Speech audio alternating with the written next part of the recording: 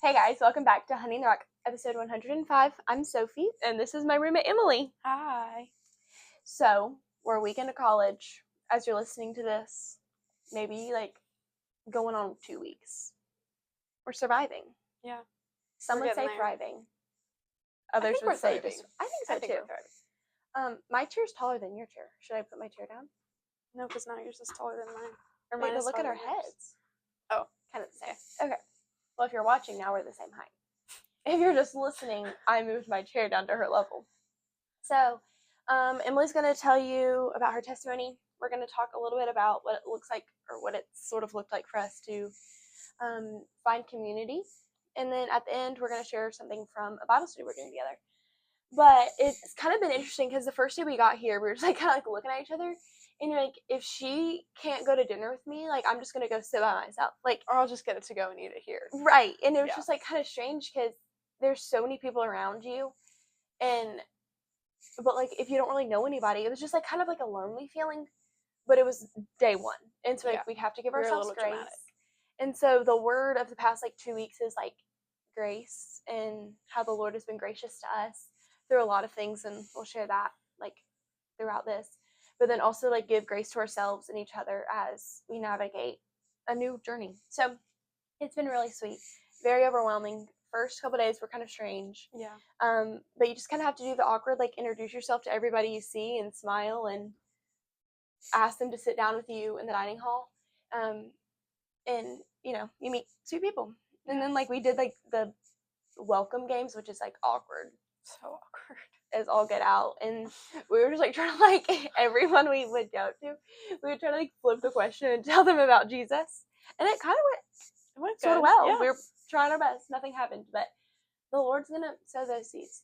But it was kind of funny. We were just here with a bigger intention, so it's a more purpose. But anyways, I wanted to share something from this book. It's kind of embarrassing. We don't read it in front of people because it looks lonely, but it's called Finding Your People by Jennie Allen. Definitely encourage you guys to read it. Probably any season of life. And then you guys are going to hear from Emily. But on one of the pages, it says, we are called to be a community of people on a mission, delighting in God, delighting in each other, redeemed and reconciling the world, bringing them and inviting them into this family. This is the ultimate purpose of community. And that how we were created for community and to be with one another. In Genesis, we see there was Adam, and God was it is not good for man to be alone. So he created Eve. But I think it's easy to get discouraged when you don't find that immediately. And so to give yourself grace in finding community, but also to make an effort to find community, just invite people to do things with you. Come on and do regular life. And honestly, in college, that's been, it kind of is given to us a little bit because it's oh, we're all walking to the same place to eat lunch. So it's helped us be intentional in it. But I think it's just important just to invite people in. And we joke because we'll trauma dump immediately. It's when do you start doing that? But to let people in on the good and the bad to create that community. And it's probably going to be awkward at first. But there was something else. It's don't be disheartened because you feel weak. By grace, your Savior lives inside of you, and He is your strength. And so in those awkward moments when you feel lonely, lean on Him and His presence in you, and prioritize your time in the Word, in a new season or in an old season, but to build community and be intentional in that, and be intentional with your words and conversations. And it doesn't just have to be what's your favorite color, where are you from, because we did that a lot. Mm-hmm. And then it was oh, why do you think that, or why are you feeling that way? And once you get into the deeper conversations, you get more vulnerable with each other, which tends to lead to better conversations. So that's just a little preface, because that's kind of what we've been walking through. Yeah. Anyways, okay, tell us about yourself. Myself. So, should I tell us where you grew up? Yeah. Okay. So I grew up in Georgia, near Atlanta, and I've lived there most of my life. And so my family, we always went to church and everything. I grew up going to church. And when I was in elementary school, pretty young, I decided I wanted to give my life to the Lord. And because you know, that's everything I was taught when I was younger. You know, you give your life to Jesus, you turn yourself around. That's what it's all about. Yep. Yeah. You don't go to hell. Like, got it. Yeah. And so then I was baptized. But when I was in middle school, probably like, I think it was my 8th grade year, I was like thinking about it a lot. I had a conversation with a friend and we were kind of talking about dying. But I was like sitting there and I was like, I just don't, like, I'm not confident that if I were to die in the second right now that I would be going to heaven. And so I just sat and I thought about it, and it was like a really like tough like inner dialogue with myself, I guess, because it was just, you know, I had been living this way that I thought I was supposed to be living, and then to like realize that it's not, like I had been living a lie. And so I sat down with my parents and I was like, I don't think I'm living the way I'm supposed to be living. Like, I wasn't doing anything crazy. I was just not, I hadn't given my life to the Lord and surrendered everything to Him. It was more like, well, I'm not speaking for you, but it was more like checking the boxes. Right, and like, yes. Like, oh, I have to go to church Sunday and that sort of thing. It was like lukewarm almost. Yes. Okay. Yes. And so I'm talking with my parents and I'm like, I just don't know that like, I don't know. I don't have confidence in this and I don't have peace about it. And so that night I was like, Lord, if I'm not yours, like, make me yours now. I give my life to you now. Whether I did when I was younger or not, like, this is where I'm turning it around. And so I had a lot of conversations with like different people and leaders and stuff, and then maybe a month or so later I was like, okay, like, I know this is when I gave my life to the Lord, like just a month ago. And so then I was baptized again because I was like, I want to show my profession of faith after I actually gave my life to the Lord. And then, yeah, that was like 8th grade, I think. And so after that, I really, like, immediately the next day, I feel like I felt a change in myself and my heart and what I wanted my life to look like. And so from then on, I really feel like I started living my life for the Lord. And obviously there's seasons where I'm not growing a lot and seasons where I'm not doing everything I'm supposed to be, but I feel like I've really seen the growth since then. And something that like people have always, I feel like people say, like, when you're sharing your testimony with someone, oh, well, tell them what your life was like before you met Jesus and when you met Jesus and after you met Jesus. So that was like kind of when I met Jesus, you know, I really gave my life to Him, really surrendered my life and started living for Him. And so I would say before, the biggest changes I can see in my life before I gave my life to the Lord was, so throughout, probably it was elementary school, I think it was, my dad had some medical stuff and I like really had a lot of anxiety about it, and which really just like spread to other areas of my life where I would just start stressing out about everything from like soccer games to my grades to everything. It's like trying to control what you can. And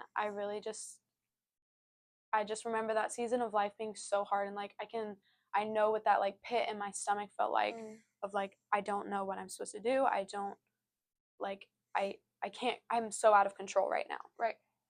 And so that was before I gave my life to the Lord. And since then, like throughout high school, I would say that I've definitely seen the Lord's hand in my life in situations like those, like so much more.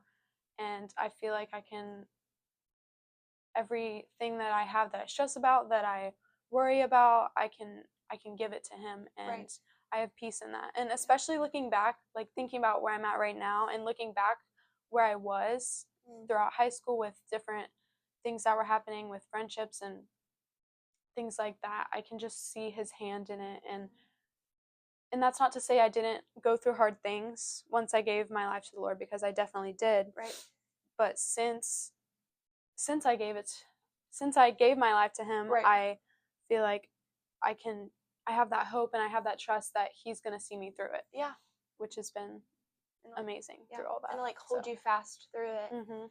And I think it's just like the purpose, like we know, like when you really have like surrendered your life to Jesus, when you walk through hard seasons, like, because hard seasons will come. Like, we're not promised that life is going to be easy when you follow Jesus, but we know there's that like greater hope and greater purpose through it, and that like nothing's by accident. And so it's not that like God is like forcing this hard things on you, but sometimes he allows it to happen as we grow, and it forces us to grow and learn how to depend on him and how to find like friendship in him first.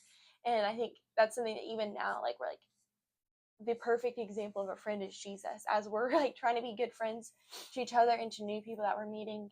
And I think it's like a sweet example to look back on.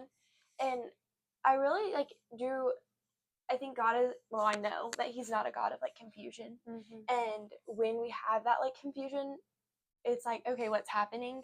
And then how God gives us like the desires of his heart. And that's something like I've been praying for, like, Lord, give me the desires of your heart, not of my heart, because my heart's going to lead me astray. And my mind is going to lead me astray, and like all of those things. But when we pray, ask for his desires, like you said, like the next day you felt difference because like his desires are leading, not like our fleshly desires. And sometimes we wouldn't assume, like, we're like, oh no, my desires don't like that, but like they do. And just to like find like with like your dad's medical stuff, like it was like out of control feeling. And I think that's really interesting of like, then we try to grasp control in other areas of our life because it's like you had nothing to do to control what was happening.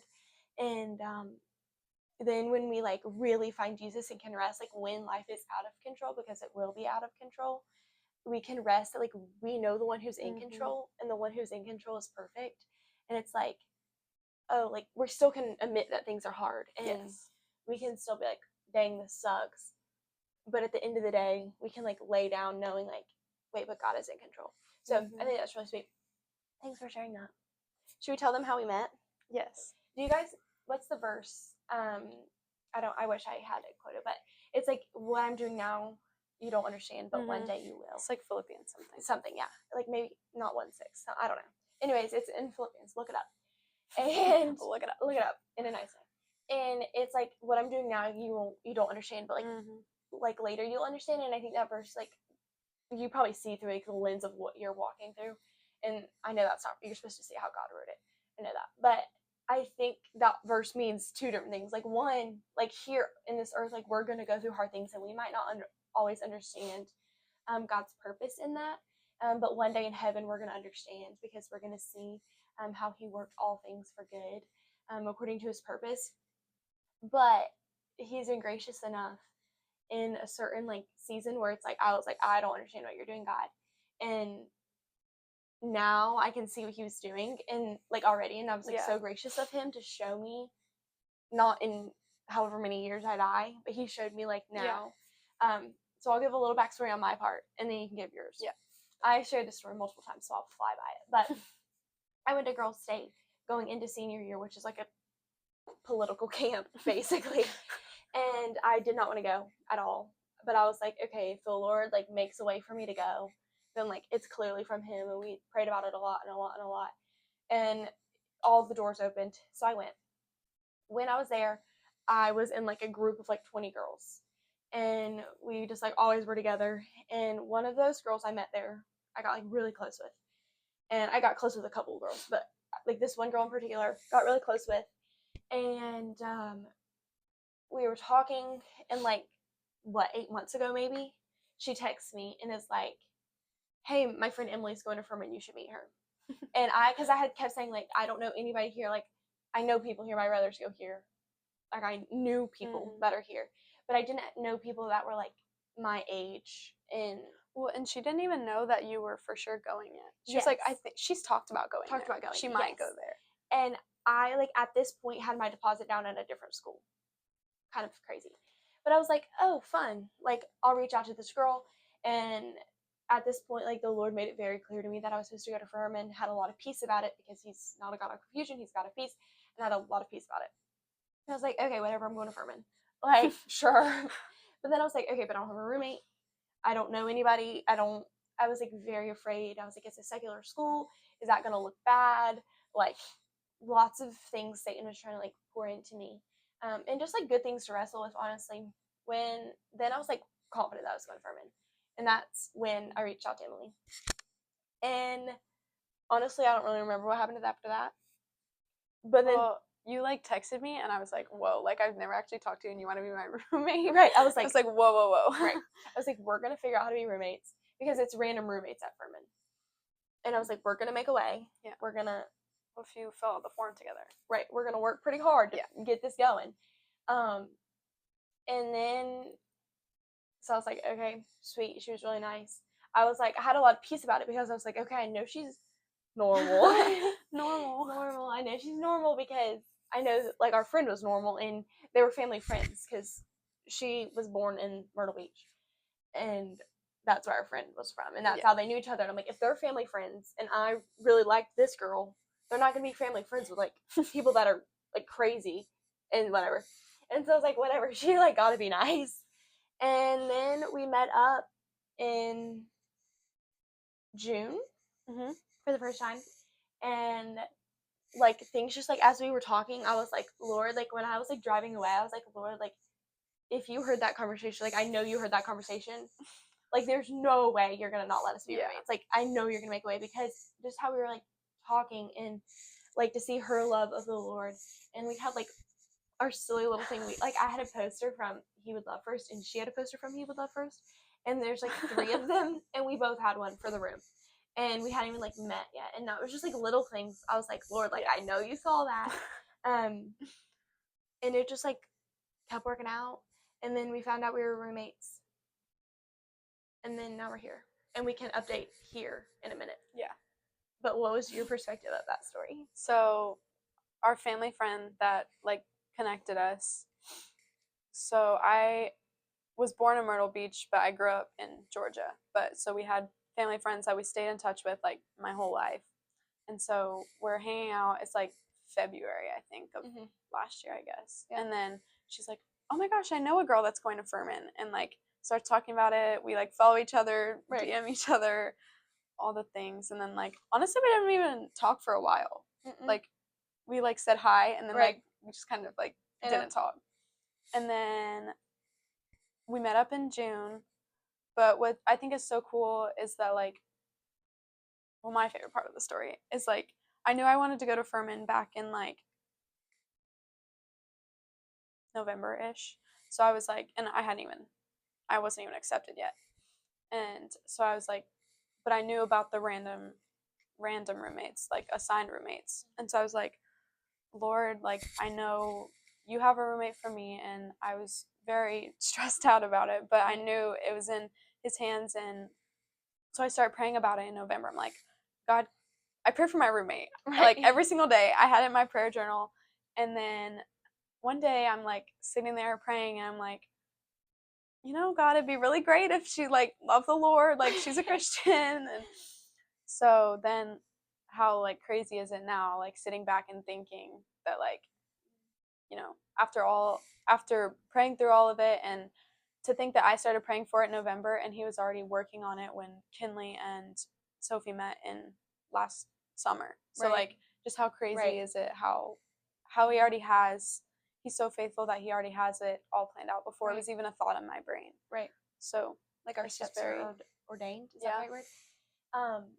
Like, it really is sweet. And, like, then since we were both praying about it, I was like, I need to go home and get my prayer journal to, like, read them. She was, like, reading me hers the other day. I was like, I need to get it and read them because we were both praying for each other, and there's, like, nothing off limits to pray about. Like, the likelihood of us, like, rooming with a Christian girl at a school where there's not a ton of Christians is kind of slim, but it's been really sweet because in this we can encourage each other as we go out, as we're set apart. And so it's like we can come back here to our room where you probably hear our refrigerator and our air conditioning humming really loudly, really old. But, like, to come back here and encourage each other and, like, and then get into the word together and separately, and then to be able to, like, walk out of our room and try our best to love others well, and share the gospel when opportunity comes and when the Lord gives us those chances. But it's just, like, been really, so, like, the other day we were, like, both sitting at our desk, and we just, like, had Christian music playing. We were both, like, reading our Bibles, and I was, like, just started praying. I was like, Lord, like, thank you. Like, you didn't have to do this, but He chose to do this for us. And it's not always going to be, like, perfect and rainbows and sunshine. But to just, like, have this, like, place almost like I feel like a sanctuary. it's just like really sweet. And then since we prayed about it, we were quicker in response to give him gratitude for it. And so honestly, like through the seasons, like taught me like pray for the things. And then when he answers the prayer, whether we think it's the way we thought or not, right, we give him the glory. And so right now we're working through, it's called Ask for Me. It like, if you know like singer Jeremy Camp, it's his wife wrote it. We didn't know that. We were kind of amazed. Yeah, we're like, did you know? No, my weird voice came out. Anyways, so we've been working on this, like you do each day separately, and then like we meet up, like we don't live in the same room.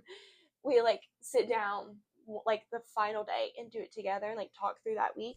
It really has like helped us like honestly with like our communication and seeing each other's hearts. I think if you understand with community, the more you like get somebody's heart and see what they struggle with, what the Lord is teaching them, and all of those things, you're quicker to patience and compassion for them. Because like at some point we're gonna get on each other's nerves because we're in a 6x6 room, more like 8x8. I don't know room. But when I know her heart and she knows my heart, we're gonna be quicker to forgive and move on. So that's been sweet. But something that I saw, which we kind of both were like, whoa, what the heck, was where like in 1 Thessalonians 5:18 it says, be thankful in all circumstances. And it doesn't say be thankful for all circumstances. And so the reality is that we will all face many difficult trials, and God isn't asking us to be put on this fake smile and sugarcoat what we're facing. Instead, we are valuable things we can grow in, and through these challenges we learn, as in verse 21 says, hold on to what is good. And so I think that was like something that's kind of encouraging, is like you don't have to pretend. Like for a while, something that I walked through a couple years ago, like I was really good at putting on a fake smile because I was like, God has a plan. And so I was like, just I need to smile and wave and pretend like everything's fine. And yes, it is true that God has a plan, but we're allowed to admit when something is hard. And so we can be thankful in all circumstances because we know He is good. We know He has an ultimate plan. But I think it's okay to acknowledge that things are hard. And also acknowledge that it's hard and also see the goodness of Him.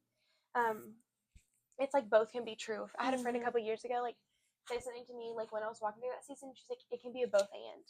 It can be hard, and we can acknowledge that God is still good. And I think that's just something that, like, has come up a lot. Yeah. Especially being here, like, it's not, I'm not going to, like, admit that it's, like, been super easy and all perfect. It's been really sweet and rewarding and fun. It really has. Yeah. But just because something is hard doesn't mean it's wrong. And so we can be thankful in this season of change and newness, while also admitting that like it's not super easy. And that's the one from yesterday. It was talking about it said we find lament intertwined with hope, distress with trust, and as in Psalms 40, which we read today, we see thankfulness alongside a cry for help. So like we can be constantly praising God for all the things He's done for us, but also be like crying out for help, like, Lord, I don't know how I'm gonna do this, like kind of what we were saying, like I can't do this, but you can do it. And like you can thank Him for what He's chosen you to walk through, but also still be thankful for be thankful for what He's chosen you to walk through, but also like you don't have to like your circumstances. You can admit that like this is hard. Yeah, that's really good. And yeah, I don't have anything that's just good. I heard something one time, and it's like, I think it's called defiant worship, thanking God for your circumstances even if you don't like them. Right. So it's like, whoa, that's really good. It's just like the both and, like it can be both. This is what I was gonna say. The first day of class, we like came. I was like, we were like, we can't. Like I was like, I can't. Like I literally can't do this. Like I can't do school. I can't study. I can't take a test. Come in the room, and she's like, I can't. And so it was just like, oh dang, this is hard. But like we know we're in the right place, and we know we're called to be the light in the darkness here. Not that we're perfect or above anybody else at all. We're still broken sinners in need of a savior. But we know the cure because we have Jesus, and we're just trying to be a light in the darkness here and show others like, you know, the answer, Yeah. which is Jesus, in a kind and gracious, in a true way. And so it's like, I know we're supposed to be here, and like, but then when it gets hard, like, oh no, I cannot do it. The last thing I wanted to share from this like study, as we were like talking about the gratitude and having that like grateful heart in the hard, but like you don't have to pretend like it's not hard. It was talking about when we practice Thanksgiving, we recognize we are recipients of something that we don't deserve. This gratitude that wells up in our hearts causes us to want to worship the Lord and, in a sense, repay Him with a heart of gratitude. And like you can express the gratitude in different ways. And like often for me, it's like in talking it out with somebody, or prayer, like writing it down in a prayer journal, just to be like, to go back to like, this is how the Lord has been good to me, even in hard times. But just like realizing that like we don't deserve what Jesus did for us on the cross, but He still chose to, and that like I feel like we also talked about this a lot this week, of like He knew that we were gonna doubt sometimes. We knew we were gonna be like, we can't do it, or He knows our sins and our struggles, and He still chose to die for us. And so like turning things to gratitude is almost like showing like, hey, I understand that I don't deserve what you did for me, and I'm really thankful you did it. So I don't know, it's been something on my heart. That's good. You got anything else? I don't think so. I don't think so either. I feel like we could talk for like 3 years, because Probably. we kind of do. We've been good at like also having quiet time, where we don't talk to each other, and then we'll like lay in bed and talk for like hours. Yep.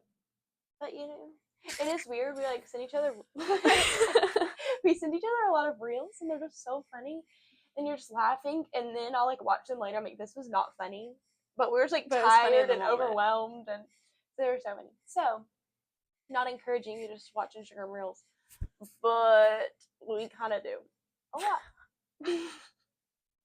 Well, you guys will probably see Emily a lot. Yay. Around. You'll be back. Yay. Maybe when we finish this, we'll come back, and we're literally on week 2, and we had a lot to share from it. Yes. So as we keep going in, you know, we'll learn more. And I really like how it like connects the Old Testament and the New Testament together. Yeah, it'll really share like a psalm from the Old Testament, but then like also something from Luke or something to connect. I really like that. So I think that's all. Today's Labor Day. We're recording this.